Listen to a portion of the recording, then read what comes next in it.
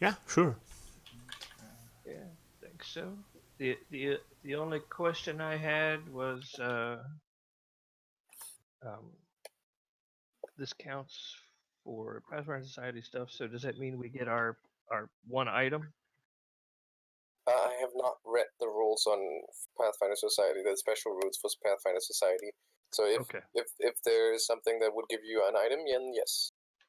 The the training stuff. If you take the regular training, then you get a minor item like a minor healing potion, which I think would be coming handy since the only other healer we have is the bard. All right, yeah, go for it. Pick it up. Well, So if that's the rules, then sure. Why not? the only time you don't get it is if you take the direct commission, The field commission. the field commission. Yeah, And what's the advantage that you get when you field commissioned? you get 50% more downtime. Nah. Okay. Well, somehow I feel that Um, Haytham the Fleet would be field commissioned. Well, never mind. okay. Never mind then. It you still get a free item, but it's half your level, but you don't get one at first level. So Uh-huh.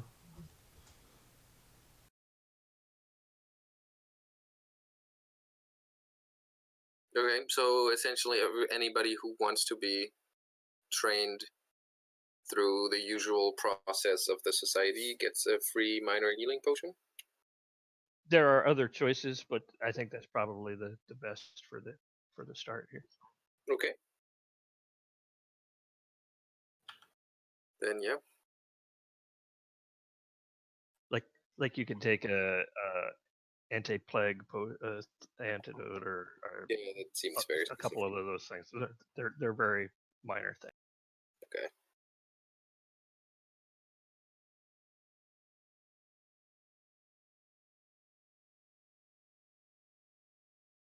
Okay, but are we ready to go now? Did everybody put that on their sheet who's interested in it? Yep. I mean, yeah. Okay. Yeah, since we don't have a dedicated healer, I thought that was probably a good plan. Okay. So let's go.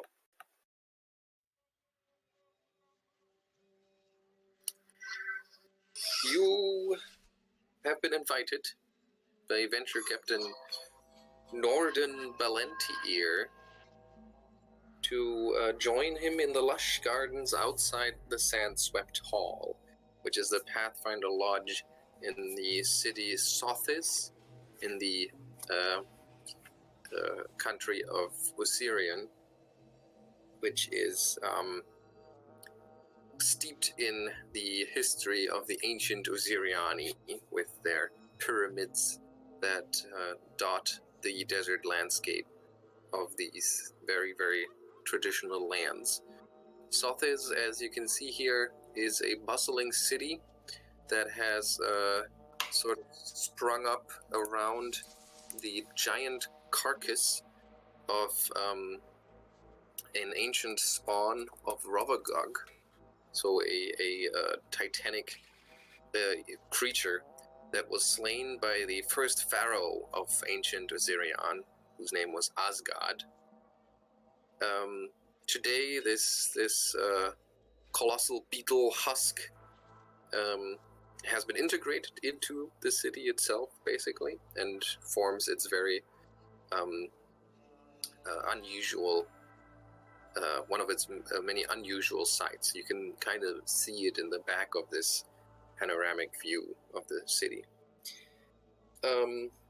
You have been in the Sand-Swept Hall for over a day, so you've already met each other, and you are also familiar with some of the basics of the Pathfinder Society, which is why you will get the following handout.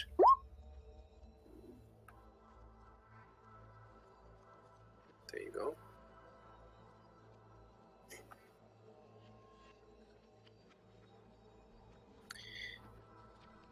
And once you've processed those little bits of information, feel free to introduce your characters And we'll start with Lady Lirel once you're ready.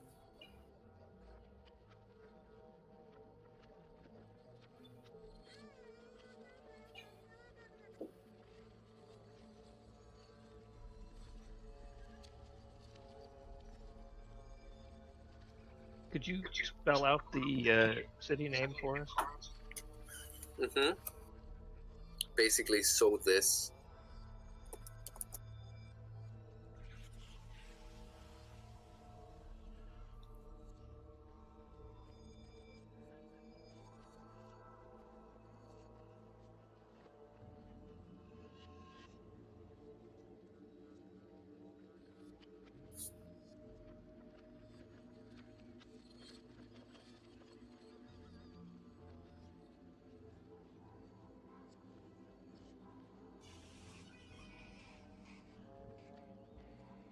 Shannon, whenever you're ready. Okay.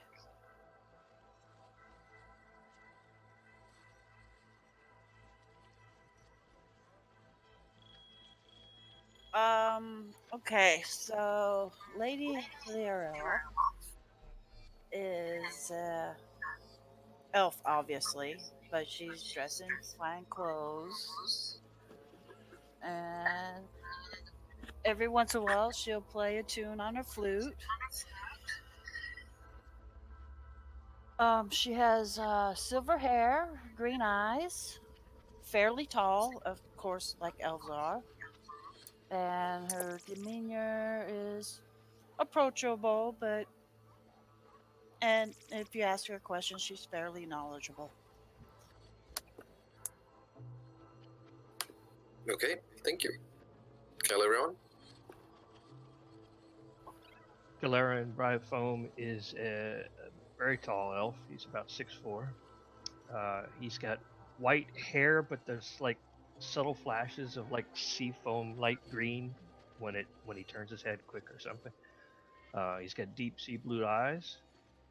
He's friendly, but he's a little intimidating sometimes. He's got this stare that goes right through you. So he's dressed in a breastplate, carries a shield, and a longsword.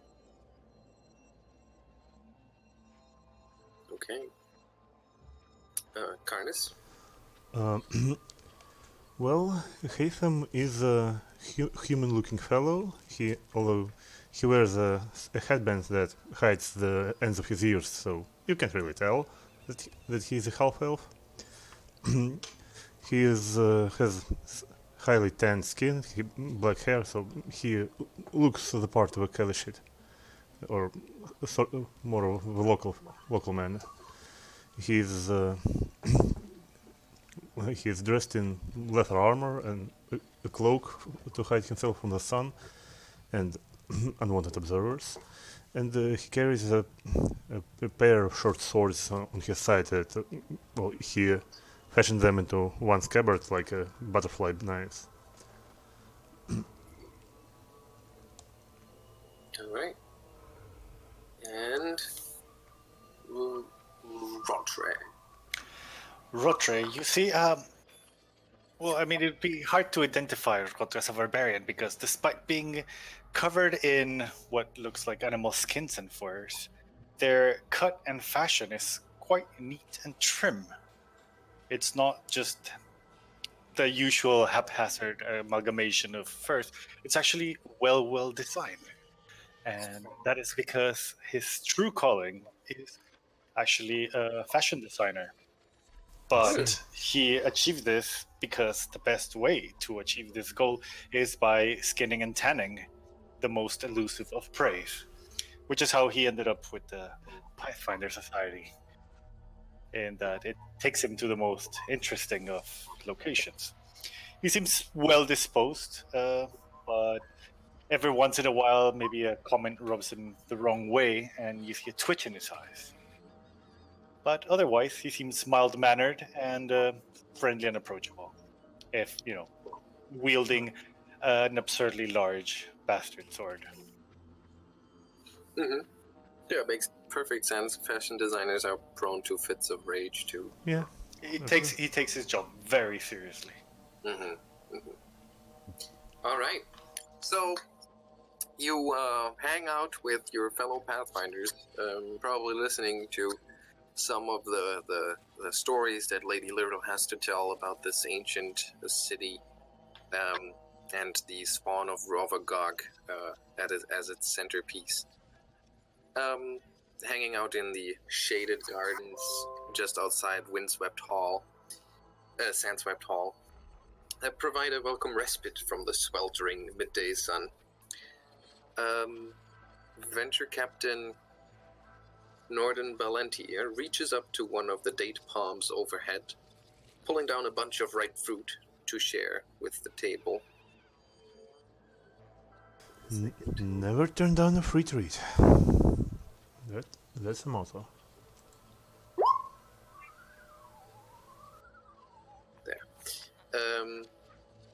They're good for much more than shade, my friends, but I did not call you here to enjoy my garden.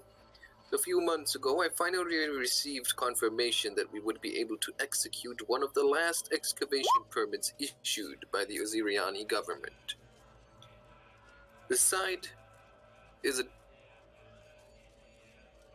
desert location where the dunes have shifted, revealing the beginnings of a staircase leading down beneath the sands. The Oziriani government is protective of its cultural history, and with recent changes in their stance on allowing foreign archaeologists to work inside their borders, I wasn't sure this permit would even stand. The bureaucracy was rather slow this time around, but it turns out we were approved before they stopped issuing permits. I've already secured your provisions, including camels, tents, food, water, tools to perform the excavation, and a map to the side. As you know, it may take many weeks to clear the site of debris. The desert can be unforgiving, so don't hesitate to return here to rest as needed. The government has already sent guards to oversee the site and protect against any potential thieves. Remember, keeping up a good reputation in Ozirion is vital to the Pathfinder Society's continued presence here. Don't antagonize the guards.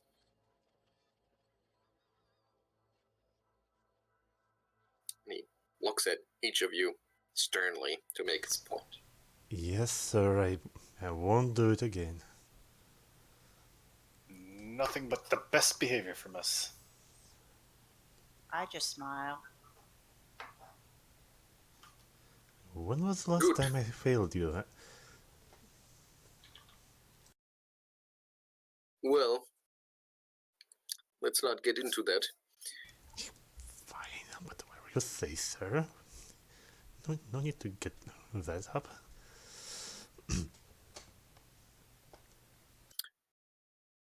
So, are there any questions? Yes. What kind of wildlife or other unseemly beasts are we going to find? Oh, the creatures of the desert are manifold. But any in particular that seem difficult or problematic or not easily be killed? There are many threats in the desert that are not easy to overcome, but I need you to focus on the task at hand, which is the archaeological excavation. There's no time for hunting. Of course. Well, no, I'm just meaning from a perspective of security. See, the less monsters attacking us, the more attention we can focus on the archaeological expedition. So there are government guards, and I suppose there would be more representatives of the society in there, apart from us? Sorry, what was that? I mean, there would be guards from the Oziriani government, but would there be more representation from the society apart from us, of course, right? No, you will be our first and hopefully last expedition to the site. Well then, I guess we'll have to be on our best behavior then, indeed. What do we actually know about the site? Very little indeed. The shifting winds revealed only the top portion of a staircase. What lies beyond it remains a mystery.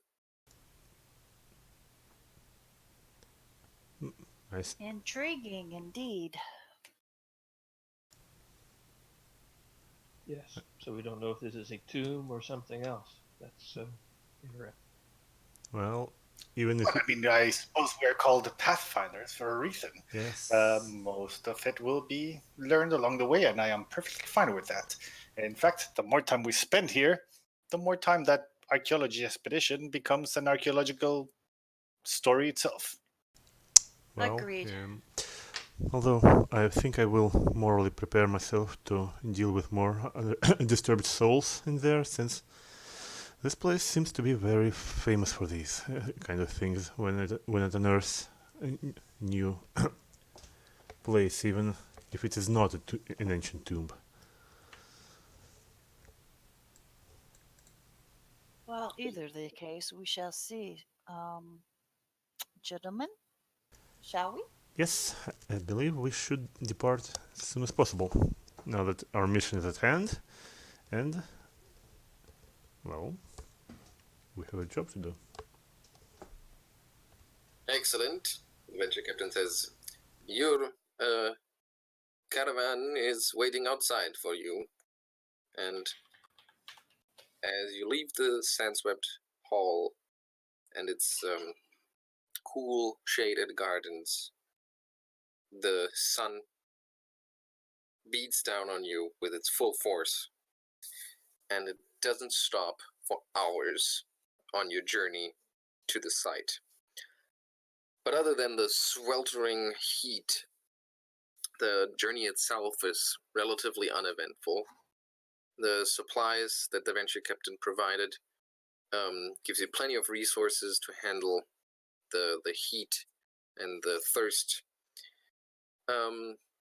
But you're glad you left after the hottest part of the day during midday, because you're already getting just turned into a sweaty pile of discomfort under the desert sun.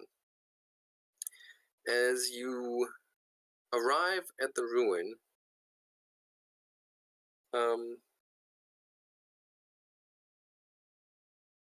you are surprised to see that the ruin's entrance has already been excavated. Mm-hmm. The staircase leads down to a chamber that's already lit by torchlight. There's a canvas fence secured around the staircase that keeps most of the sand away from the opening so that it doesn't get filled in anytime soon. And nearby is a guard that sits under a tarp, humming to herself to stave off boredom, probably, while two additional guards nap in the shade, resting with 4 camels. As you approach, the humming guard gets up slowly, looks at you, and yells over, "Oh, more Pathfinders? That's not very kind of you to wait until the hard labor has been done. Now the entryway's cleared, you show up. Talk Wait. about cooperate." Excuse me, what do you mean by more Pathfinders? Well, When was it that the last batch of Pathfinders showed up?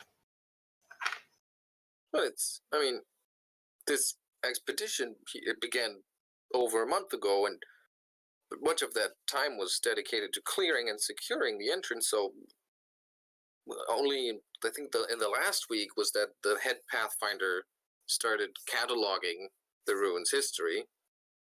The rest of the agents went home once the sand was cleared away.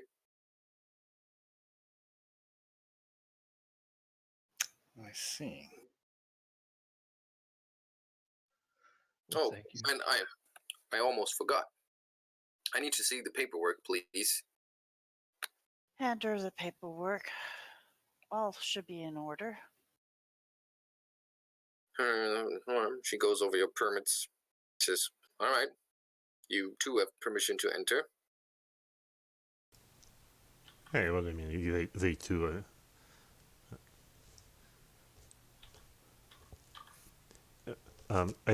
We do have the paperwork, right? We do. Mm-hmm. Then we hand it over as well. Well, Haytham is like keeps quiet. Yeah, it's, He just your group had paperwork, and she checked your group's paperwork. You all are allowed to enter. yeah, Haytham like keeps his mouth shut while he's handing his paperwork. All right, looks like everything's in order. So, if you want to join your fellow Pathfinder and try to help him, now that most of the work's been done, be my guest, she says, and turns around and goes back to the shade to sit down. I turned towards whoever is nearest, maybe Calaeron, and go like, preposterous, the idea that you expect us to dig. We have pressing matters to be done. Digging. You're right, and we just got here, so there's no way I could have helped if I wanted to. But let's The go in. implication alone. Yes, definitely. Let's go in and get out of this heat. Well, I mean, look on the bright side, people. I mean, at least this job doesn't involve stabbing anyone this time around. So we should be grateful for that at least.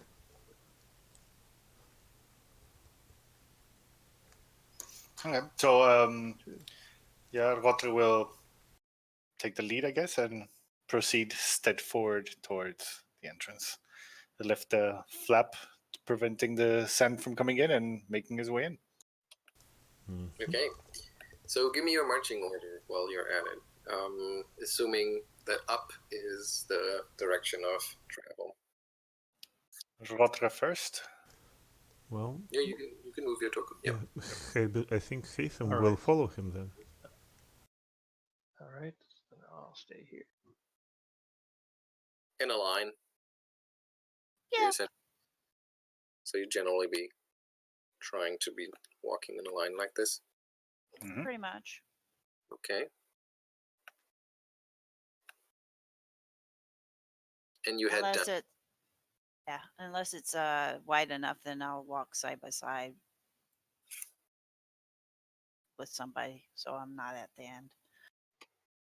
Okay.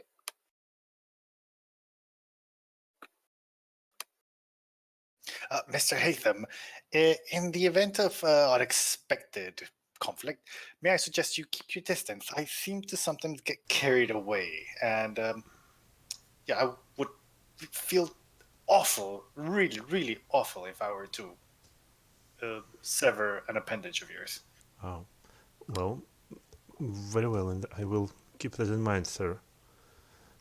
I'm very good at keeping my hands to myself. All right. So you descend down the staircase into the mysterious underground structure. All right. I had to help Shannon for a second. What was just said? You descend down With the something. How dark is it? the chamber downstairs is lit by torches. Okay. Yeah, and you descend down the staircase into what must have once been a grand entryway, lined by several pillars that now have mostly collapsed.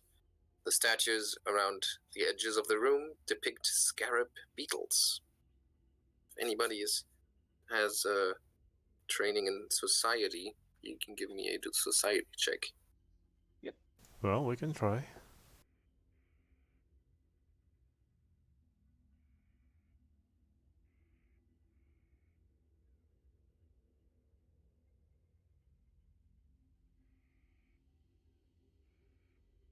Okay. Yeah, they're pretty beetles. I mean, it's Assyria, and these things are everywhere. So, like I said, the entry hall is quite vast. It's easily 80 feet wide and 50 feet long. There is a narrow 5-foot wide passage that leads north, and there's a wider 10-foot wide passage leading west. There are occasional The passages are occasionally lined by torches in sconces on the wall. So, because I don't know whether the light's going to or not, I'm going to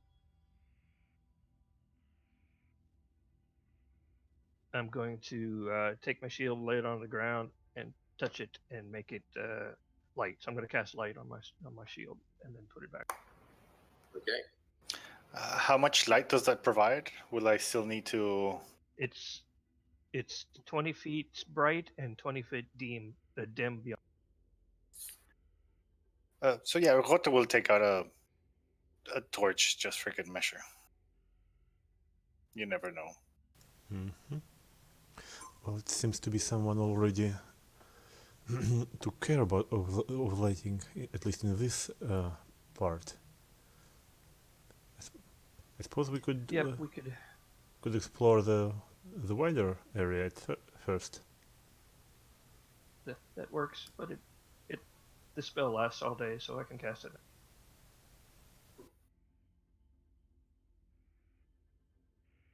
Okay. So besides casting the spell, what are you going to do? Well, then I guess we could follow where the torches are lit. Yeah. As our friend They're lit said. in both passageways. Both the narrow and the wide one have torches.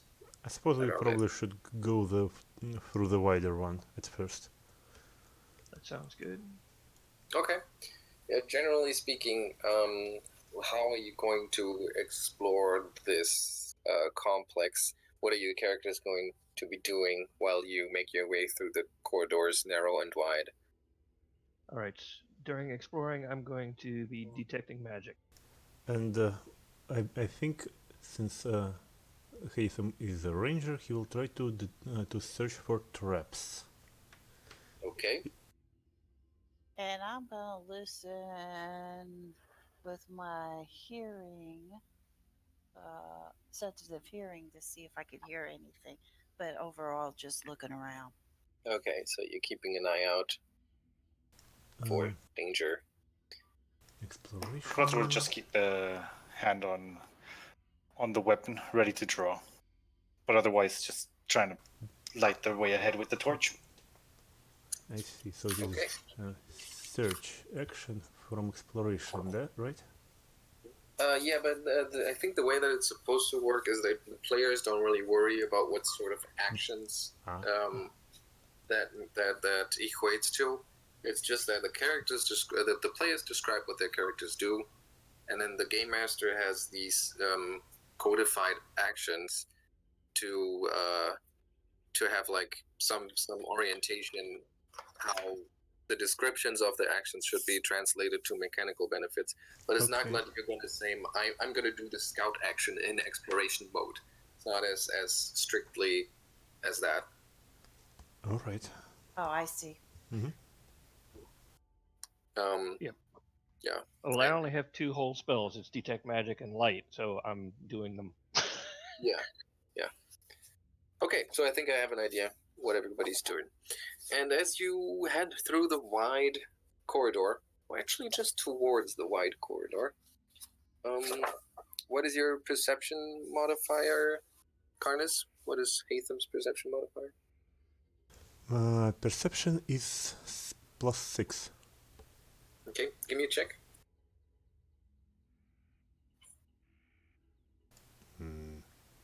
All right.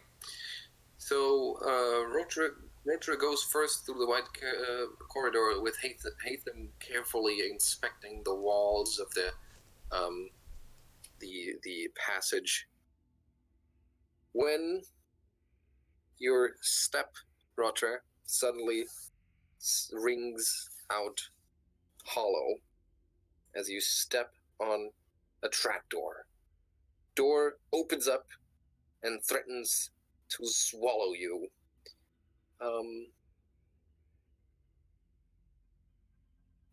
You can use a reaction to grab an edge to avoid falling. Let me just check that out real quick.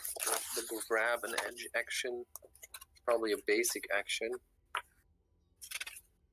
And I'm sure it's going to come down to a reflex save, but we'll see. try to catch yourself while falling. Force 2.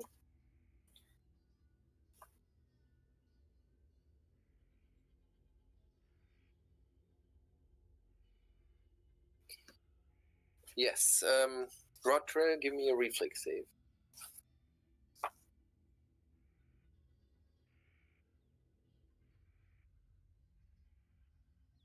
Oh, sorry, I was on mute. Reflex save coming up. Where is it? Yep.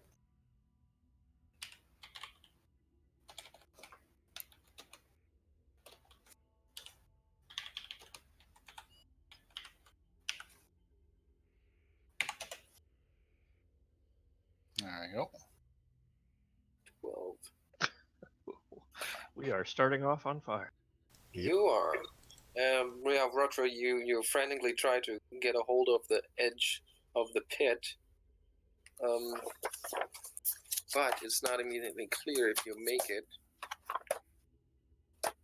Yeah, with one hand in a torch and the other one in the hilt of the blade. That Yeah. complicates movement. Scrambling to get a hand free.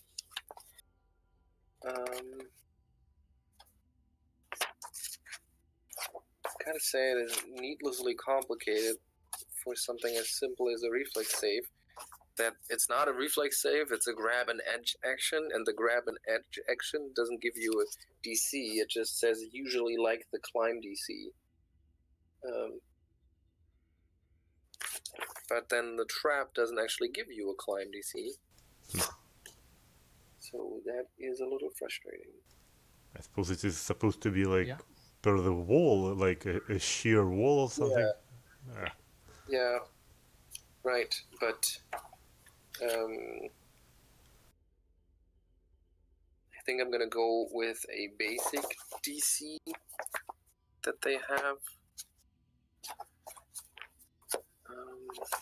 That sounds like a good idea. So a simple DC, grabbing an edge like that, I think is something that you would, that's sort of like trained level, but a little bit easier than normal. So that's 15, but minus 2, it's 13. And your check is a 12. So you, by the skin of your fingers, essentially, you slip off the edge of the pit that was hidden under the trapdoor, and you fall in. Bob! Hit the ground hard for 10 points of bludgeoning damage. Oh dear. Ouch. Oh my god, Rotre, what have you done? You okay? No, my leg. I think I twisted my ankle. Oh, yeah. No. That's... yeah, no, that All hurts. Oh, Is yeah. the pit in any chance way going to back over top of him? If it is, we'll No, stop the that. trapdoor Otherwise, really just hangs there on it by its hinge. Doesn't seem to be resetting in any way. How deep he So he is? I mean, get my rope out and drop it down to him to help him Yeah. out. basically yes. Okay, so the pit is 20 feet deep. Your rope's long enough for that? Yeah, it's 50 foot. Okay.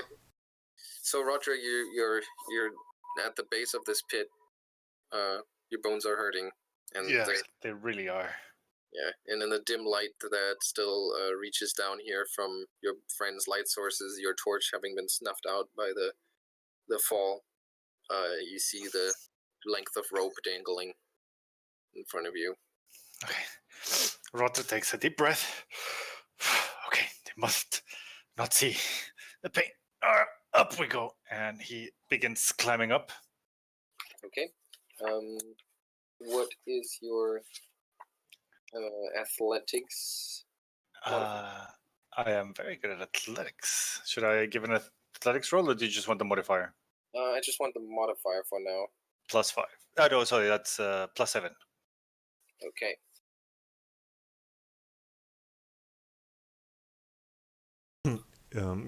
Haytham will attempt to help to lift him up. So that should be enough. So, do I make it up? Yeah, you make it up there. Yeah, he Rotre just kind of like brushes off himself and trying not to wince in pain. Goes like, no, nothing, just everything's fine. Let me look at you and No, get my back. It's okay. I've had worse tumbles. Nah, let me Just- look at you to make sure nothing's broken. I'm gonna check him over. Keep my Okay. kit handy just in case. Only because you insist. And yeah, you can see like the legs don't normally bend that way. Yeah, I'm gonna have to treat wounds. Looks you totally broke this. I need a splints. Something to splint this. Ay, ay, ay. You've got all that in the healer's kit. Yeah, So. I know. She just rummaged through her med kit to assist Rotre. Okay, so you're gonna use a skill to heal? Is that what you're gonna Yep. do? So how does that work? So it takes 10 minutes, and then she can't use it on him again for an hour. But then she needs a DC 15 to heal 2d8 points of damage. And if she gets a crit, then it's 48. All right. So let's see what the medicine check is.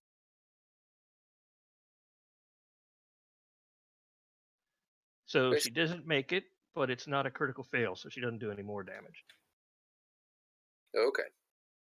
So Actually, just leave it. It's fine. I'll walk it off. Thanks. at least straightened it. Yeah. Mm-hmm. That'll do. This really does not go with my outfit. Grin and bear it until we get to the rest of the group. Yep. Okay. Had to be klutzy. Just let's just watch our step from now on. Yep. You did Yeah. get your complimentary potion, right? Yep. Oh, we did, right? Yeah. Yeah. Yeah. So it's a D8 if you want to do that. Yeah, and as we're walking, trying to downplay it, Rotte will take out the potion, just discreetly try and take a swig. That's 1d8. Yep. Mm-hmm. Okay. Yeah, it's a bit sour. Okay. No plus X in that? No, just a plain D8. Okay. So, Rotre, maybe it would be better if I go first from now on. Yeah, it looks like these guys like to protect their tombs, or whatever this is.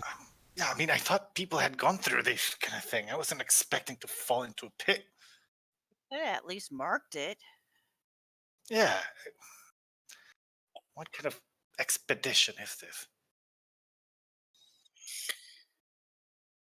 Yeah, you will start to wonder. You standing still on the entry hall side of the pit. It's 10 feet wide and 10 feet long, so it extends all the way to the edge of the corridor and poses a little bit of a complication of traversing this hallway. Well, I guess we'll have to find some kind of board and just put it on a corner. Can we- I mean, I have some rope and a grappling hook.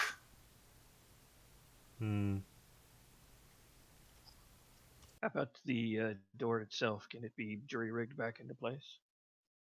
You can certainly try a thievery check. Well, I'm not trained in doing that. Rotte will try it. Using his grappling hook, he's gonna try and get the door and maybe with the hook try and pull it back up, see if it... Now, I'm not saying that I'm trained in thievery, but I have a certain talent. You don't have to be trained, I don't think.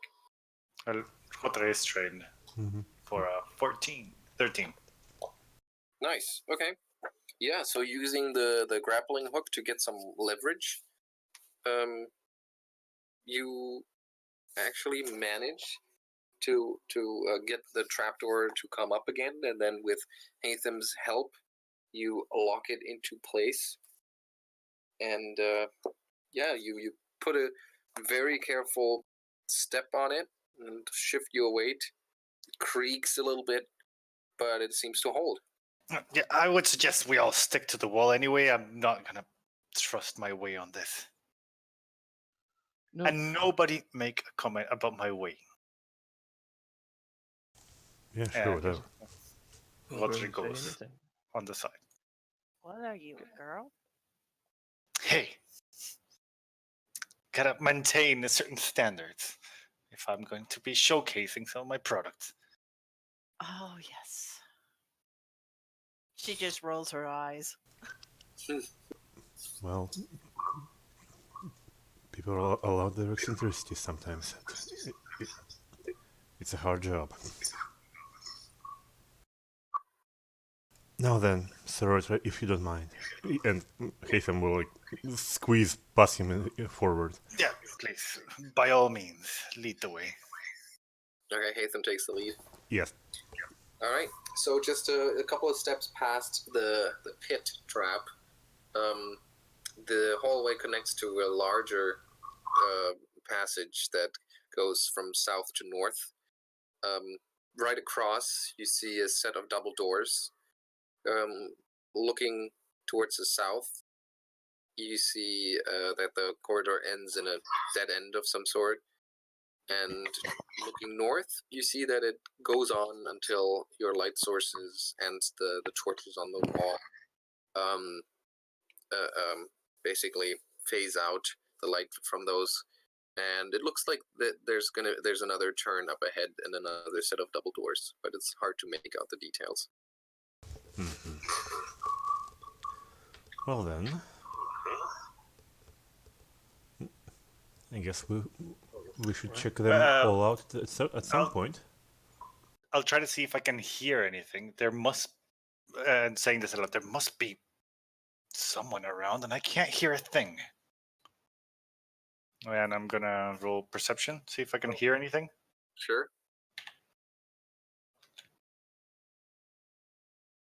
Oh wow. Well, you hear the crackling sound of the torches burning on the wall. But you notice the heavy stone doors across from the passage that you're in, and you realize if there's anything going on in a room behind doors like that, you would probably have a really hard time hearing unless it's some fighting or something very, very noisy. Mm-hmm. Well, if we were going to run into an expedition, I would have expected those doors to be open, and probably archaeologists arguing. The doors are closed, and I hear nothing. And with that, Rotre will produce his bastard sword.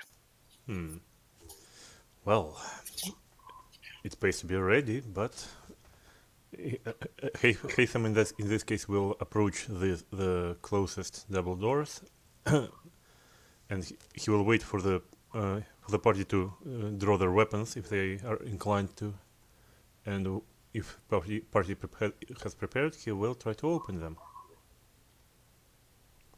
But he will check them for traps first. Okay. Prudent. After you make sure that it's safe to do so, you push the doors open and you reveal a large chamber beyond. It looks like a shrine of some sort, quite elaborate. The centerpiece of the shrine is a 10-foot tall statue of some sort of jackal-headed god, you would think. And it's holding a brazier of lit coals. And at the base of the statue, there's a man dusting off the statue's feet, and apparently in the process of doing some archaeological studies. As the door opens, he looks up and looks over to you, and is there still an equivalent to sense motive here?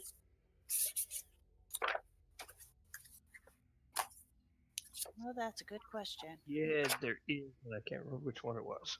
Yeah, insight. Maybe it's Insight? society. No, it might be perception. I'm trying to remember.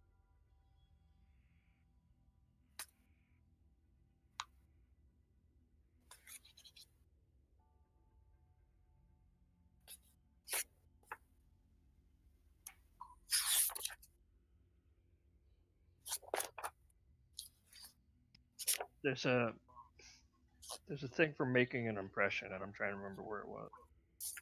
Making an impression. Yeah, make an impression is diplomacy. You seek to make a good impression, but what if you're trying to gauge somebody?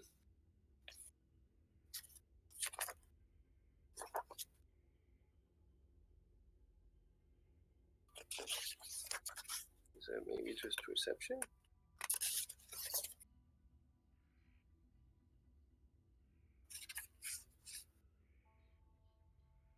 Yeah, I think that is just perception now.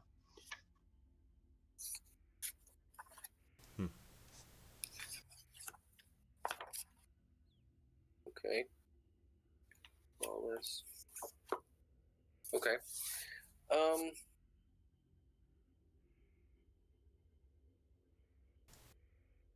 Okay. So the man looks up and he says, "Oh, fellow Pathfinders, great! Just in time. I could use a hand." Ah, right. Indeed. Yeah, we could have used the hand with some better marking the path here. We just fell into a pit. You fell into a pit. Well, you didn't take the long way around. Why would we? Well, it's much easier, and you're not at risk of falling into the pit. Hey, a marking would have been helpful. I did not expect to get additional support down here. Yeah. And you are, by the way. And Haytham squinted him. I'm sorry. I'm sorry.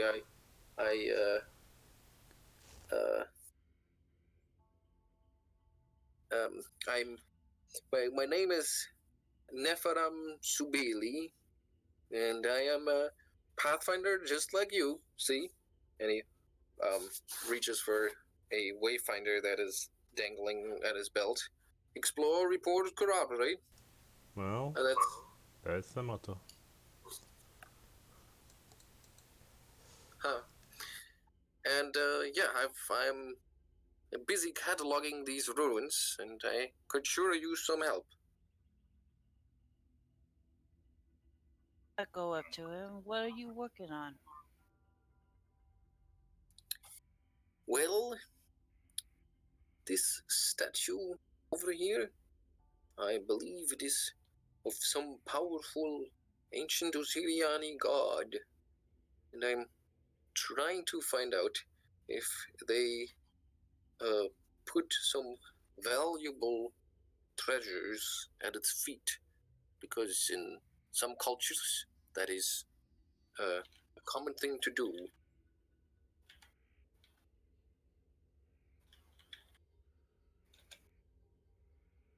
I see. Intriguing.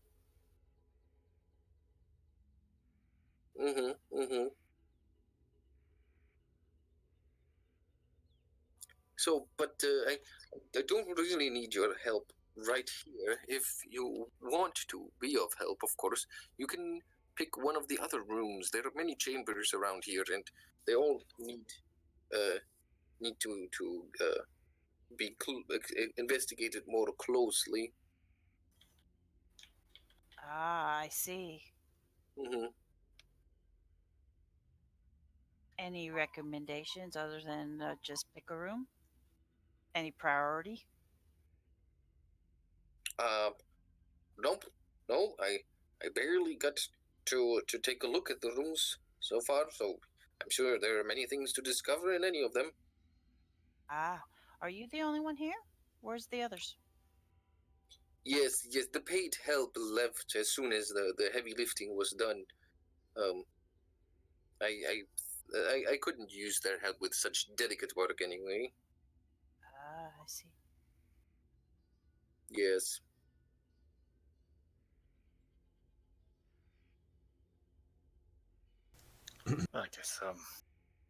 I guess it falls on us to do the delicate work that requires finesse, says the barbarian.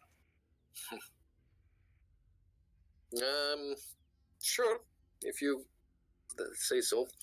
Just make sure you leave all the torches lit. There is something corrupt that still lurks within this place. And he looks over his shoulder. How old is this place? It's ancient for sure. I mean, I'm not trained in nature in any way, but wouldn't anything that old be dead? He cocks his head and he says, "This is your first visit to Osirian." Yes, I am looking to expand my range of styles. Ah, I see. Well, I guess there is much for you to learn in our lands. Yeah, I was hoping for that.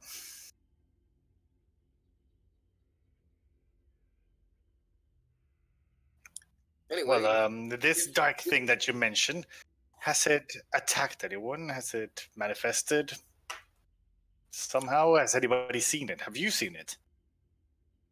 oh no, I have not seen it. I have only. When I came here, everything was pitch black, and there was this moaning sound inside the walls. And so when I put up all the torches, and the moaning stopped. So I think it is kept at bay now. But still, I feel something is lurking, just waiting to break free. So, if you don't mind, if you could get to work in another room, then I'll finish up here. Certainly. Yes, of Good. course. Good, because I think this guy has a lot of secrets for me to discover. He says, and he kind of pats the calf of the towering statue, and when he does that, all of a sudden, the lights flicker. Everything becomes dark for a second, and an eerie moaning sound fills the entire complex. And Oh dear. he seems to be very, very scared when that happens. He says, "The moaning, it's back. Oh no, you brought it here," he says, and his eyes go wide. And the next second, the statue next to him starts to animate, and just with a backhand slam, knocks him off his feet, sends him flying against the wall, and you hear a sickening crack as he hits it, and just topples over, collapsing on the floor. Roll for initiative, please. Did he die? No time to tell. Yeah. Where is So you can initiative? roll for initiative now. We'll go with perception for everybody, and you can you get a +2 because you had been warned by him that something evil is going on here. So you were all kind of on edge. Perception +2? Yes. Awesome. Okay. And I did not hit my character. That's oh, okay. yes. Nor did I. That's okay. Yeah, I already added +2 in the temporary, so it Yep, is so did 20. I. Okay, so Rotre, what was your initiative? Alejandro? It was 21. 21. And Calaeron is already in there. Haytham, what was yours? 20. I didn't add a +2 to mine either. So what's yours? I rolled an 18, so +2 is 20. Alright. And let me get to the statue. First of all, this is what this creature looks like as it animates. Does it And look to be made out of stone? yes, it still looks like it's made out of stone.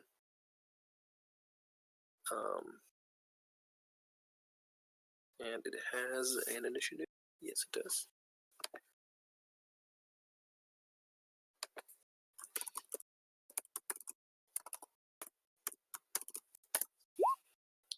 $15.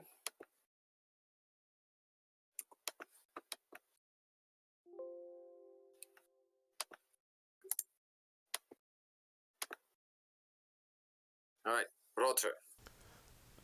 You're the first one to act. Okay. I have a question. I'm wielding a large bastard sword. It says large bastard sword +7, but I have the clumsy 1 condition when using it two-handed. And it says, okay, I take a -1 conditional penalty to AC, dexterity-based checks, and reflex. That'll probably be already applied to your stats. If you look at your AC, I'm sure it'll mention it. No, it says here, this is not reflected in your AC, skills, or saves. Oh, it's not. Okay, so you have to do that then. Yeah, but my question is, it says large bastard sword +7, so that's the roll I'm gonna do with the clumsy condition as it is, right? Well, the clumsy doesn't go on your. It sounds like it only goes on your AC and your skill checks, not on your attack roll. Oh, okay. Right? Yep, that was it. Yep. Yeah, So it affects then, ranged attack rolls, but not melee ones. right. So his afternoon kind of ruined already by the fall and the circumstances.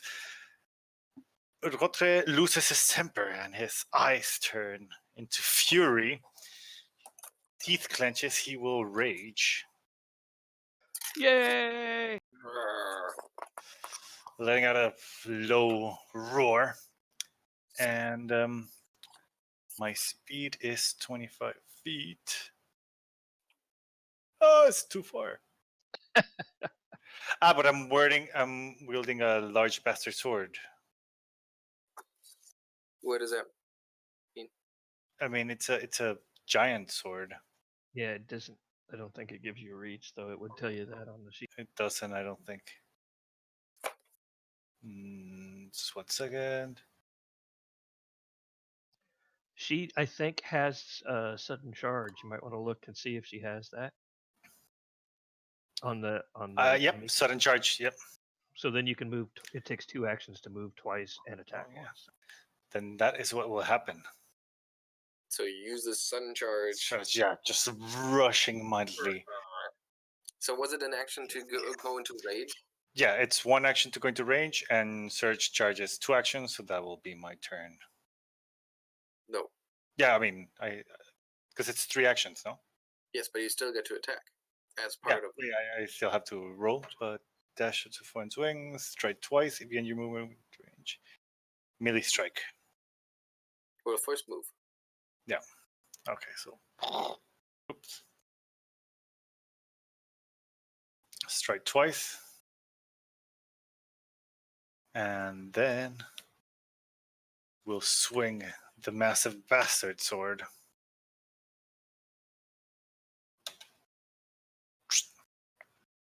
$23 is a solid hit with the sword against the massive statue. Is that a hit? Yes. Then that'll be 1d8 plus 10 when raging. It didn't it. Are you using it in 2 hands? Because I think that damage goes up to D12. Yeah, it's 2 hands. Clumsy plus 1 using 2 hands. So would that be instead of 1d8 plus 10, will that be d12? I don't know. It's your sheet should tell you. Yeah, I'm not understanding. I'm just going to put a quick snippet. Yeah, for bastard swords, I think the damage goes up. This is where it says on the sheet. I'm putting it on the Discord.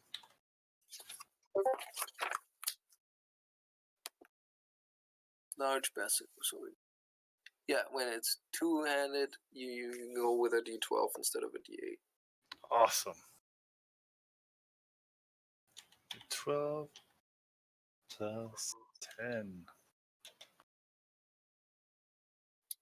8 Slashing. of damage. All right, so you swing your sword and you smash it against the statue, which is made of stone, and as such, it's of course very hard. So there's going to be hardness subtracted from that. But still, the amount of damage is so much that a good chunk of the statue comes crumbling down, as the sheer force of your blow just sends cracks all over the body of the statue. That was your turn. That is. Lirel.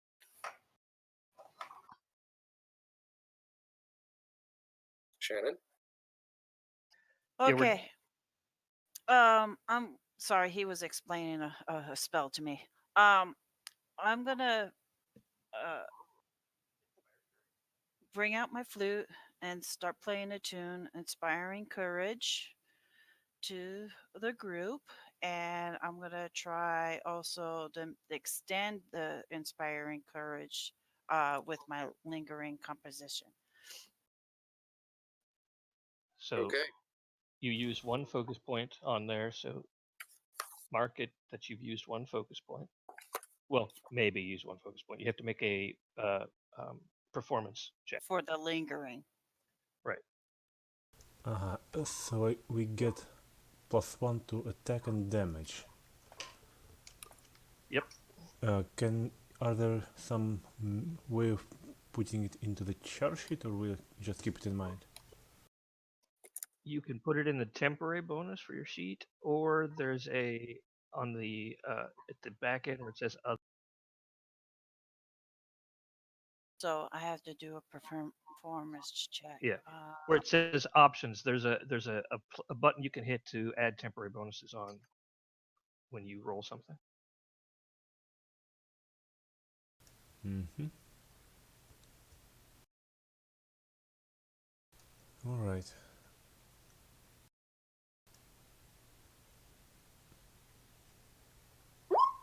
And that was my performance. So it looks like you're just going to have to concentrate on it because it didn't go off, but you didn't use a point. So that only lasts a round. It lasts one round. Next round you can do it again. Okay. But to keep the bonus up, you have to. It takes one action to keep. Okay. And I will also head toward the fallen archaeologist, wherever he went. Okay. He went flying towards the southern corner down here, and he's still a little pile on the floor right there. So was that your 3 actions? Yeah, she had to get out her flute, played the tune, and then move. Okay. Haytham. All right. Is there an action to draw both my swords, or I can do it as something else, as interaction? Yeah, each action is one interact to draw your sword. There's a ranger feat later on that lets you draw them both. Yeah. Well, that is a bit uncomfortable, but all right then. Then in that case, Haytham will pull out one of his blades first, and then dash forward and try to stab this thing into the crack that was made by Rotre. Okay. I was kind of hoping to play it cool, but all right. So you don't get to draw a sword on the move? I'm not Nope. sure. No? Oh, it counts as a separate action. Yeah, there are feats that allow you to do that later on, but Okay. It's part of making the martials more interesting, I guess. Alright, so you move there and you swing your sword, but it is a mighty hard statue, so your attack just sends vibrations through your blade, but doesn't hurt the statue. Instead, this statue is going to attack Rotre, just bringing its stony fist forward. 13 to attack. Alejandro? Sorry, mute. 14 to attack plus 13. 13. Sorry, minus my AC. That is. No, I have 17, even with the Okay. clumsy. Yeah. So it brings its other fist around. 29 is an attack for 9 points of damage, and it grabs you in that fist, which means it automatically establishes a hold with its fist, so it just grabs you by your carefully tailored furs, and it uses the other fist to punch you in the face. 18 for 10 points of damage. So it's that 10 plus the other 9. Yes. I'm dead. You're not dead. You're you're not Yeah. dead. you're at 0, and Even if it goes over by.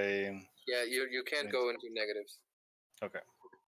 Only if it were like, I think, half your hit points or half your total hit points or something over. No, not quite Yeah. that.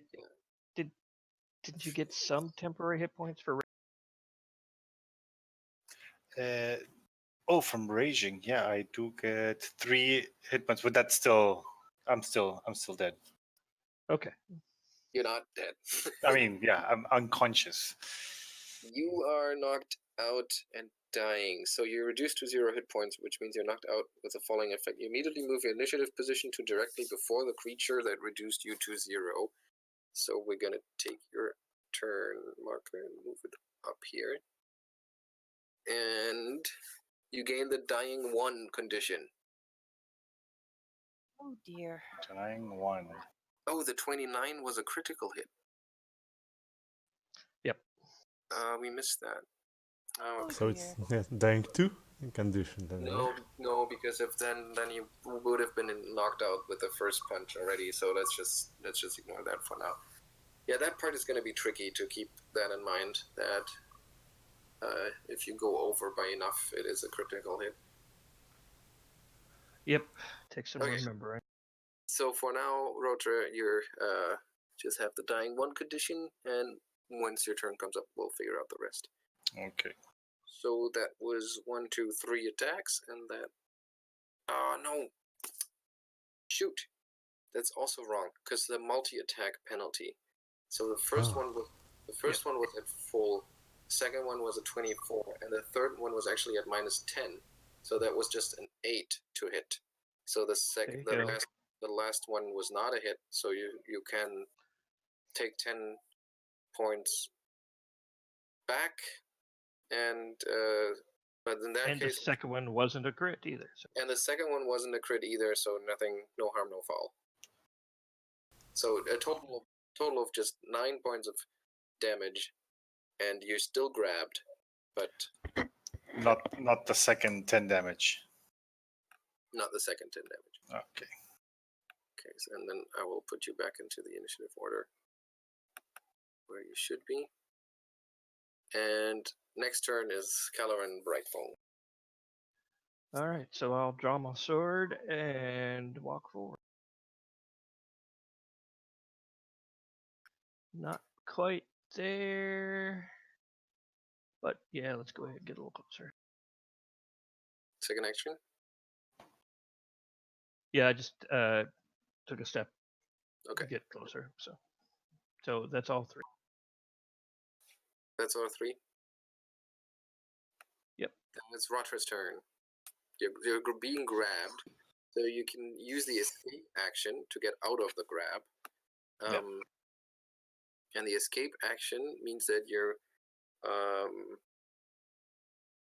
attempt to check using your unarmed attack modifier. Unarmed attack modifier. What would be my unarmed attack modifier? It's Raise the 3 attack plus your strengths. 3 plus my strength? Yeah, your, That I your can do. proficiency bonus and your base attack bonus, basically, from strength. Okay, It brilliant. should be the same as your regular attack. Good. So it's my strength modifier is +4, then +3. So That's not going to help. That is a bad roll. Yeah. Let me check something here. The skill DC is 10 plus your modifier, right? Yeah, your skill DC is equal to 10 plus your skill modifier. And since it... Oh, there it is. Skills athletics plus 11. Holy smokes, yeah, that you... The grip is with an iron fist, and that was just one action, though, so you could try again, but in fact, your 10 was a critical failure, which means you don't get free, and you can't attempt to escape again until your next turn, because it was a critical failure. Can I still do something else? Yes, you still... It doesn't say you're losing your actions, so Yeah. you still have 2 actions. Can I attempt stabbing it in the face? Being grabbed... is that there should be a condition grabbed, I believe, right? And now that I'm kind of like... I'm looking at conditions and I don't see grabbed. The monster might have a reason or a thing on it. What? The monster itself might say what happens when it grabs him, but No. grab itself doesn't seem to be Grabbed. A condition. A object or magic holds you in place. 620. Oh, I didn't turn the page. There we go. Grabbed. You're held in place by another creature, giving you the flat-footed. So you're flat-footed and immobilized. but I think I cannot... I know that was the other build I was making. So if you attempt to manipulate action while grabbed, you must succeed at a DC 5 flat check. Striking, does that has the manipulate trait or not? I didn't Doesn't look. say. I'm going to look. Let's just figure out and play the game. Basic actions.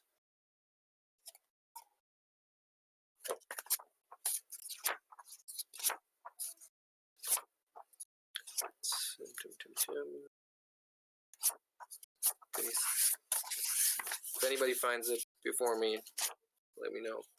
No, strike just has the attack action. What? Strike just has the attack keyword. Doesn't have manipulate. Okay. So I guess in that case, you still get to attack, just as normal. Yeah, so feeling it's like being squeezed out of him. Oh wait, What? because this actually brings some other effects on you too. So you're flat-footed, which means you take -2 to AC, and you're immobilized, which means you can't take actions with the move trade. Mm-hmm. Okay, but still, none of this prevents you from attacking. So I think, Swinging wildly at its face. yeah, right. Oh, come on. That's a miss. Not But rolling. Can I do one more action with a penalty, right? yes, What's the penalty? -5. Oosh.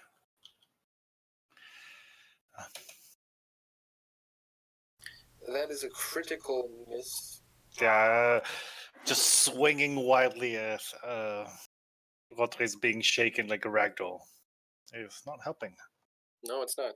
It is a critical miss. I don't think that means anything in this case, though. Nope. So it's Lady Lirel's turn. Rotre is having a hard time. He's just flailing around, being held in that hard grip by the statue.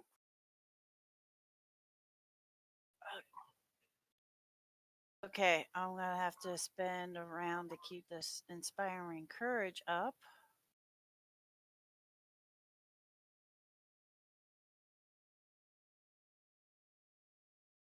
And I'm gonna try again to extend it.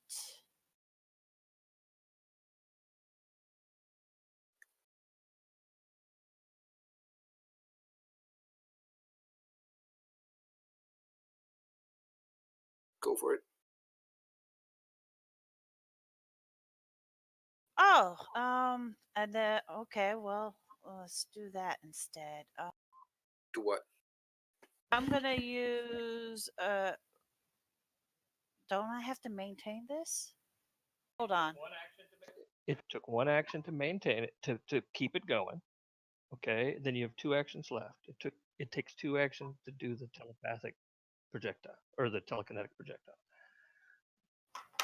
So basically, you're playing your flute. 1 action is the inspire courage, and the next 2 actions you fling something at. Okay, all right.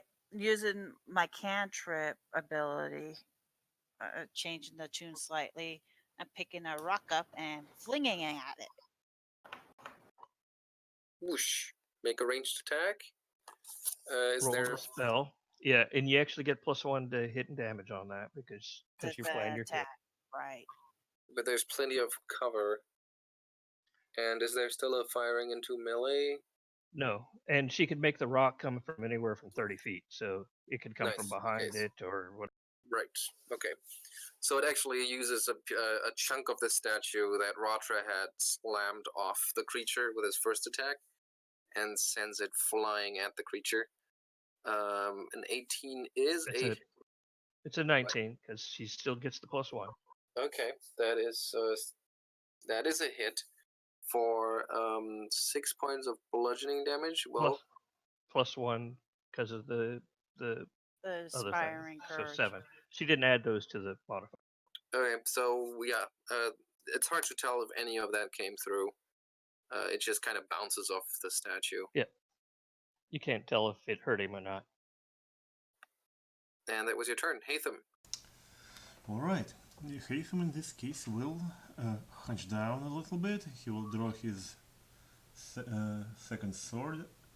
I think I can do it without provoking attack opportunity right now, in second edition.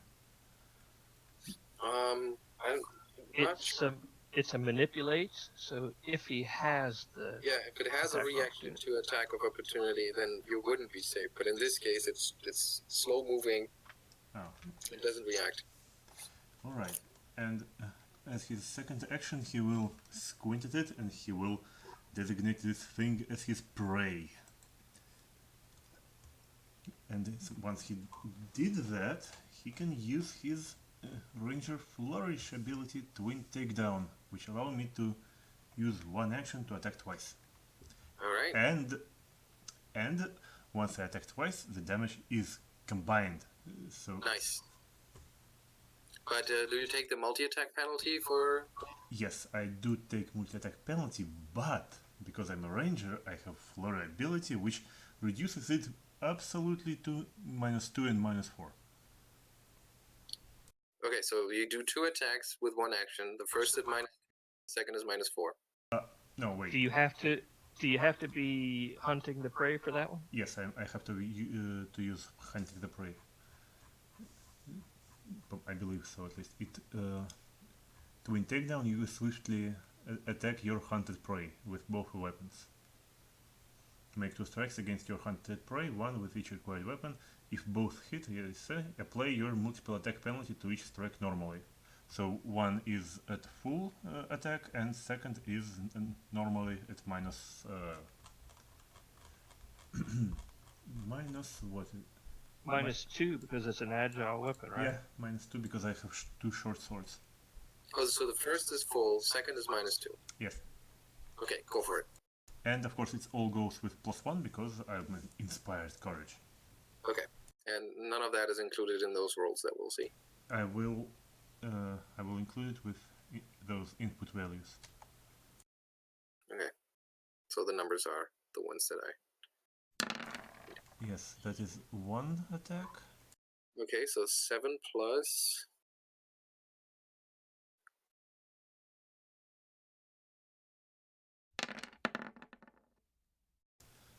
So it would be 15. If I hit. Okay. So this is interesting because this is the rare occasion where this ability that lets you add the damage together before applying it is actually worse. Really?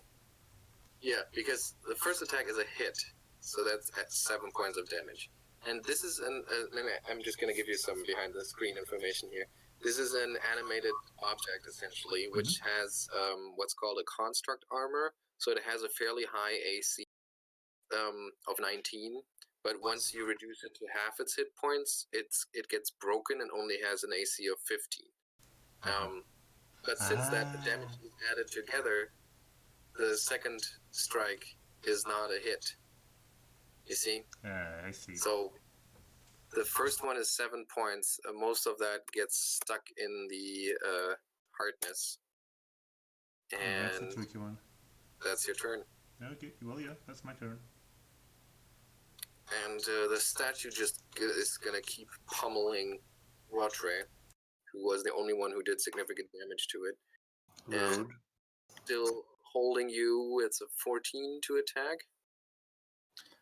So I'm suffering -1 from raging, -1 from the sword.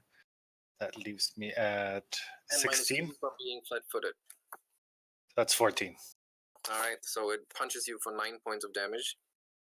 I do believe that will take me under. So that knocks you out. That knocks me out. Okay, so then you get the dying condition, and it just throws you to the floor, just lets go of you, discarding you, and uses its second attack to attack Haytham. That's a 15 to hit. Haytham? Nope, my armor class is 18. And then it's an 11 to hit, which is also a miss. Okay, and Rotre moves before the statue in the initiative because he has gained the dying condition. And then it's Calaeron's turn. All right, so I use my first action to raise my shield, and my second to power attack. My second two to power. How does power attack work now? So it takes 2 actions, but it does double damage. Okay. But just the regular attack modifier, no additional penalty. No more penalty. Okay.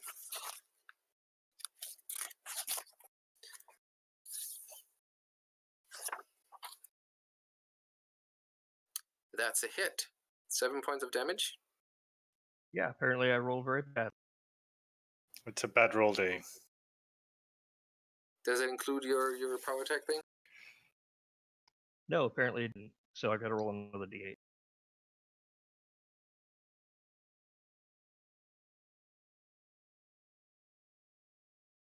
So 7 points on top of that? Yep. Nice. Okay. So yeah, that finally cracks widens the cracks in the creature's stone body, and the construct armor is definitely broken at this point. Lady Lirel. Alrighty then. I'm gonna change the tune again seamlessly into a more calming, peaceful song. And I'm gonna cast Soothe. And it will heal 14 points to 14 points for everybody that's within Nope. Just to Rotre. Oh wow. and then you can use one more action to keep playing the inspiring. Yes, and then I'll switch back to da da da da. Wait, but the duration is 1 minute. Yes, because it gives a +2 status to mental saving Oh, throws. for 1 minute, okay. But the For- effect is instantaneous. Yes. Yep. Okay. It's a crazy spell, but yeah. Okay, so you heal him for 14 hit points. And then you inspire courage, or you continue inspiring courage. And that's your turn? Yep. Okay. Don't you Haytham. have another? Oh. Well then, in that case, Haytham can use this flourish once per round, and now it is a new round, so he will use it again. Okay, go for it. And he is inspired again, so it will be once again +1. Correct. Oh, wow, that's close to a crit, but not quite there. So it's 8 plus.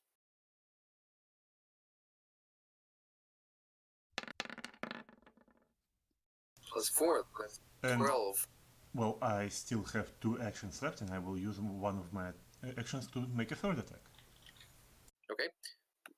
That would be So those 12 points of damage get added first. You essentially knock one of its leg out from under it, sending it flying against the northern wall, and it goes down on that knee stump that's left, but it is still fighting. And I think my third attack didn't really do much, No, but he tried. Okay, and I did. still have 1 action left. Oops. No. Oh yes, you are, because it's just 1 action. That is there some kind of analog of taking guard? There's raising the shield, but Oh, I don't have a shield, so But you don't have it. I suppose I will do nothing then. I will stare at it intently. okay, that's odd. You could step back or you could move Well, still. I could stand back, but if I step back, then Rotre will get eaten. Okay. Alright, so you just stay there. Rotre, you're back conscious, so you don't have the dying condition anymore. But anytime you lose the dying condition, now you gain the wounded 1 condition. And because you came back from the brink of death, essentially. Okay, so I don't have to roll the dying. No, because you've been healed. Yeah. Mm-hmm. But you become wounded. Boom, boom, boom. And that essentially just makes it worse if you become dying again. But for now, you don't need to worry about it. Okay, and for hit points, I'm up to 14. Yes, and you're Sure. prone, so you're still lying on the ground. Okay. I can take cover actually, but there is nowhere to take cover behind, really. Right, yeah, it's Rotre's turn. Okay, so yeah, Rotre suddenly gasps back to life by some miraculous intervention, and feeling like a rough night in town, and will use 1 action to lift himself on trembling feet, and resolve still burning, will use his next action to attack. Okay.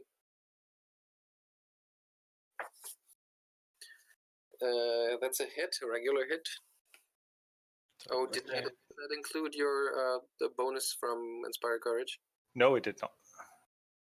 Then Makes it's a it a critical hit. crit. That is a critical. Nicely done. So that's just double the damage. Falling on the ground.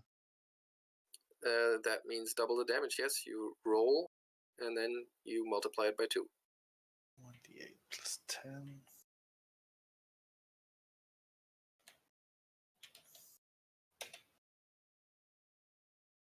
So Okay. it's 30 points of damage. Wow. So, Just like "Rah!" shouting as death seems to be knocking on the door. yeah, and you get up from prone, bringing that oversized sword with you, slamming it into the statue, smashing it into pieces through sheer force of rage. And falls on one knee, coughing blood. I think it's squeezed part of my ribs from one side to the other. You walk it off. Yeah, Haytham, meanwhile, like squat beside the statue and like poked in the eye to make sure it's dead. All Yeah, right. there's not much left of the statue. I want to go check on the archaeologist. He is clearly dead. Well, that is All right. a bummer. What's more a bummer that I was very suspicious of this guy. We just got out of combat, so it hasn't been an hour yet. Or has Oh, it? no. No, it hasn't. That's what I thought. Well, we could wait an hour and you can work on Rotre, because you can actually remove that wounded condition by treating wounds. Yeah, I would need some medical we'd have- attention now. But we'd have to be here for over an hour to do that. It says here, the wounded condition ends. Somebody successfully restores hit points to you with treat wounds. Yeah, but she Or can't treat if- wounds for an can't hour treat because your- she already did it once for you a few minutes ago. Oh, that's true. Yeah. I mean, I think I could chug along, and next stop we make, maybe we can take a short break. There's Well, no I mean, reason we can't just take an hour and yeah, we could just get yourself fixed up right now.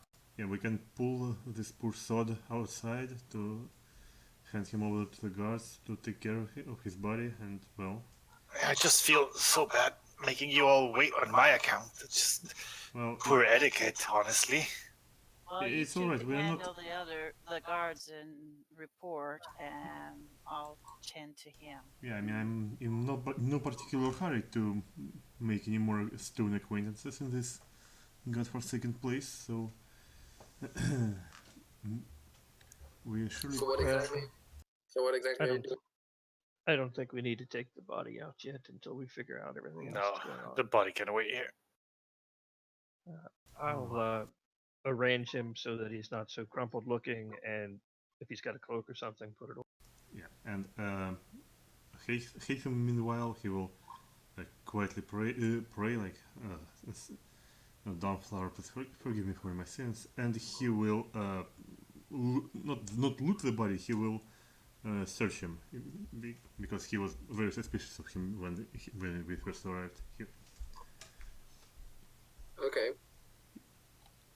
We wait an hour then? Yeah, we might as well wait the hour here Yeah. so that you can treat him. Alright, so as long as we're waiting an hour here, I'll proceed on treating Rotre and try to keep him quiet and still as much as I possibly can. And since Venture Captain told us rather explicitly that we will be the first agents here, so well, who the hell is this guy actually? If he is he the one has he introduced himself?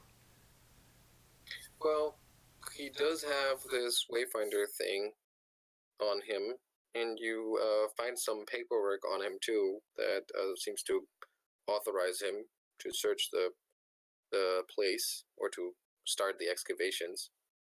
Other than that, he's almost ridiculously bad or poorly equipped. Like no weapon, for example. No weapons. Well, he could be very naive. Since I'm trained in both thievery and society, can I actually try to determine if his paperwork was forged? Sure. There's it's decipher script. And you can use the society skill to do that. Well, Which sort of lore skills do you have? I have underworld lore. Underworld lore? No, that doesn't have. You trained in society? Yeah, you I'll try said? society. You can try society then. Well, apparently he was the real deal. Who would know? Yeah, I mean, it looks different than your paperwork, because that's easy to see. That doesn't need deciphering. But I mean, it's possible that it's just a different clerk that gave that permit.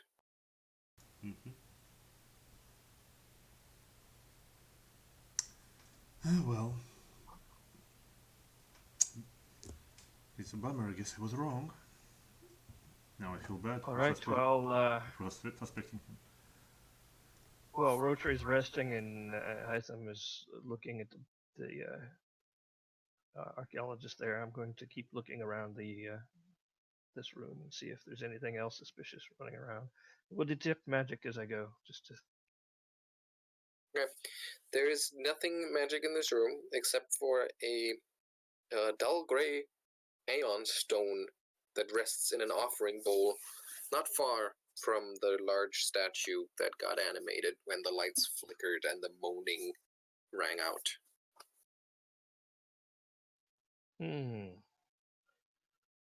Okay, well, I don't necessarily want to pick that up yet, but where's it at? It's in a bowl next to the statue. Mm-hmm. Yes. I'll just keep it. I'll make a note of that to myself for later, and then I'll just keep looking around the room to see what else we can. Yeah. Other than that, there's nothing magic in this place, except for what is on your own bodies. If you have any magic items on you. Yeah, just a couple of healing potions. Yeah. Yeah, and the Wayfinder. No. Wayfinder is not magical. The Wayfinder is not magic. Oh.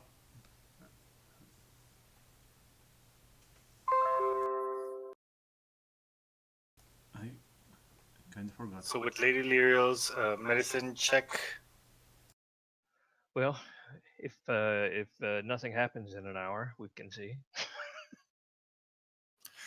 just gotta close my eyes for a little bit. Yeah. So that's how you spend that hour with what's his name, Calaeron, carefully inspecting the room while Karnas respectfully goes through the belongings of the so-called Pathfinder, and you're undisturbed for that hour. Nothing bad happens, so you can try the medicine check. So you can make your medicine check.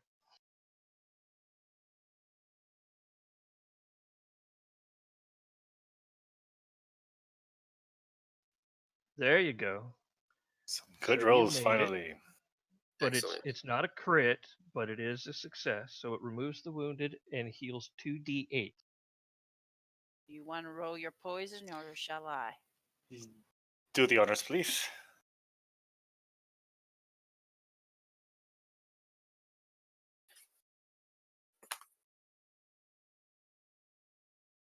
All right, 9 points. Thank you very much. Oh, yeah. Oh, I am feeling much better. I don't know what you put in those potions, but yeah, that brought me back to life, literally. She smiles as she ties off the bandage around your chest. I mean, we're gonna have to do something about the color, but otherwise, I feel pretty patched up. Yeah, wait a second. I'm sure you could dye it red later. So Red? Are you? You can't be serious. So if Calaeron detects magic and Wayfinder is not magical, so can we deduce that it is actually a fake? Well, you know Because that Wayfinders do we know magical. what Wayfinders are actually function? Yeah, you of course, you're Pathfinders. You know that Wayfinders should be magical. You can give me a craft check if you have any. I do.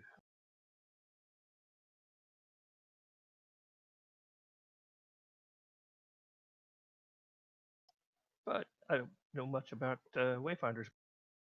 No, apparently not. But you do know that it should be magic, and it's definitely odd that it isn't. Mm-hmm. If you want to draw the conclusion that it's a fake, that is certainly up to your character.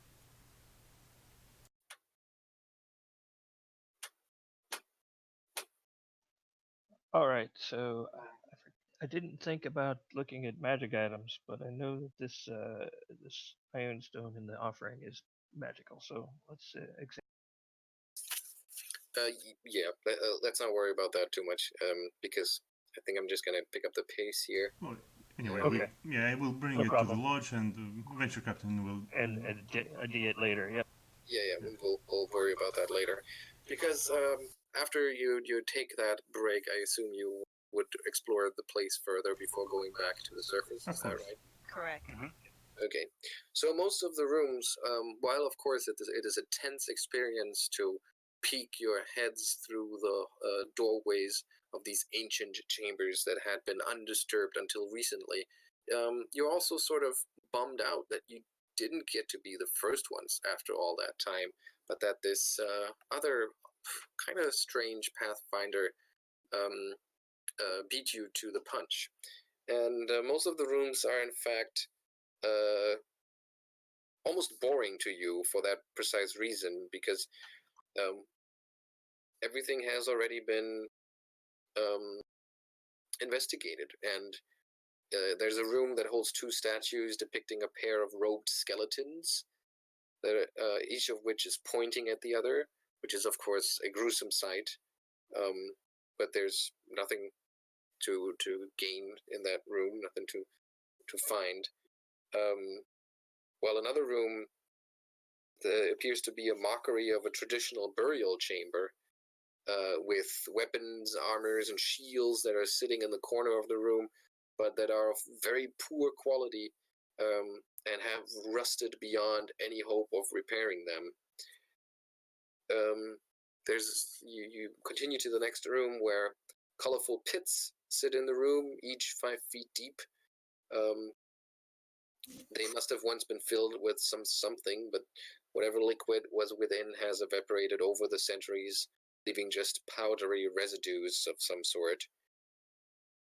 You can give me a craft check if you're so inclined.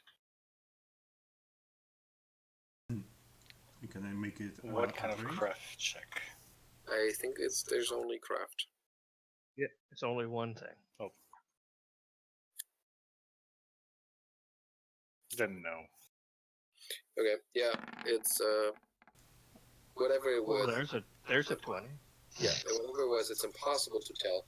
But Haytham, being always the survivalist, thinks that, well, maybe if that is the residue from such a large body of that liquid, then maybe it's also highly concentrated, and it would certainly be worth a shot to put it into water and see what happens. And if later on you do that, you can use the powder to make 3 lesser acid flasks. That's a curious one. And we'll later try to do that, like, indeed. Yeah, not with the water I'm holding, but with Yeah. the other water. I mean, and Across from that strange chamber, there's a room that has only a single door, and that was probably why it was chosen as the campsite of Nephirim, you would deduce. Then there's all sorts of gear in here. All of them together are basically an adventurer's kit. So he came somewhat prepared. And you will even find a satchel here that is filled with various objects that he must have gathered from the various rooms. There's an ominous curved dagger with a small onyx gem in its hilt, and there's a mirror decorated with a serpent motif. It's all quite well made, and of course, giving you the impression of ancient culture and craftsmanship. So it should be worth quite some gold. But what, as a Pathfinder to you, may be of even greater interest is in the chamber next door. Carvings in the floor glorifying some grandiose fantasy. Give me a DC society check. Sorry.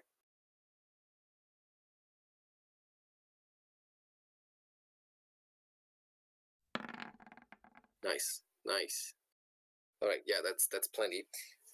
You see what looks like a man in robes, some sort of wizard, possibly a necromancer, because he is leading an army of undead against a city. The city, you would think, represents Sothis from almost 1,000 years in the past, going by the extent of the city itself, like how many buildings are in it, how far it goes from the central carapace of that giant beetle. Behind the necromancer, several other figures lead their own lesser armies of undead. However, their faces have been chiseled out, with text written across their bodies. Does anybody speak Osiriani? Well, No, said they.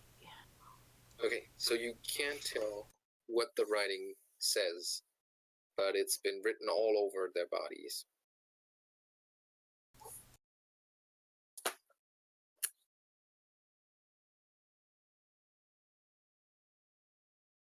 All right, so to conclude this short quest, you finished exploring this underground complex. You learned as much as you could.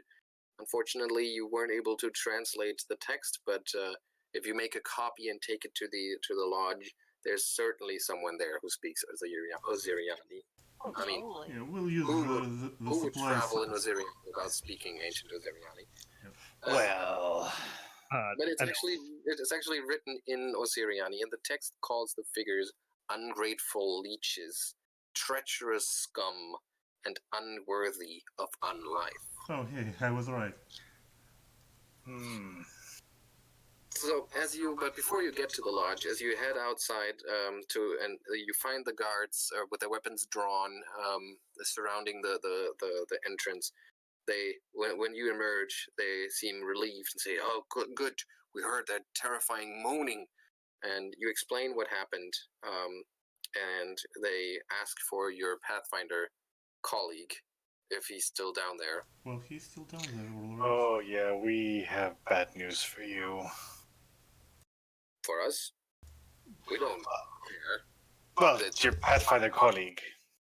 They're It's not your Pathfinders, Pathfinder remember? colleague. Oh, well. It's still bad Technically news, the ours. loss of a life.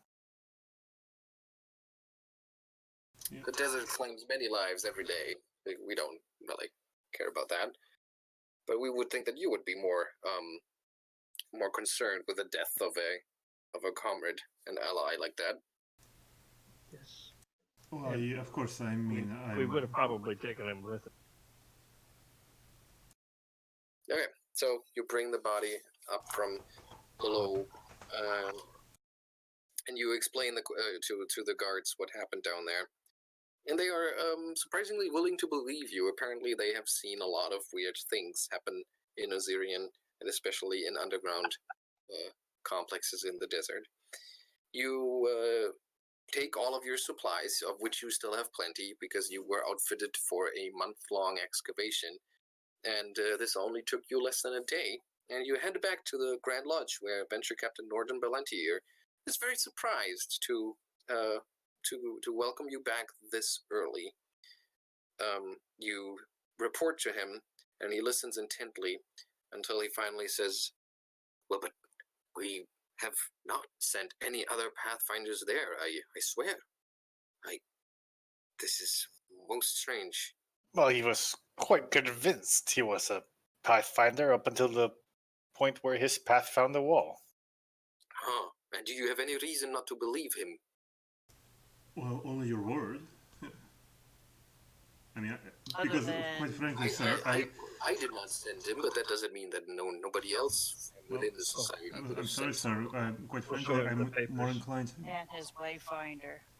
Yeah, quite frankly, I'm more inclined to believe the word of a venture captain over the word of a dude I've never seen before. So sorry. He takes the wayfinder and the paperwork and says, "We will have a close look at this. Most curious indeed. I wonder if other factions within the society are trying to compete with our lodge. for the treasures of the sands. Anyway, for now, you have earned a rest in the gardens of the sand-swept halls.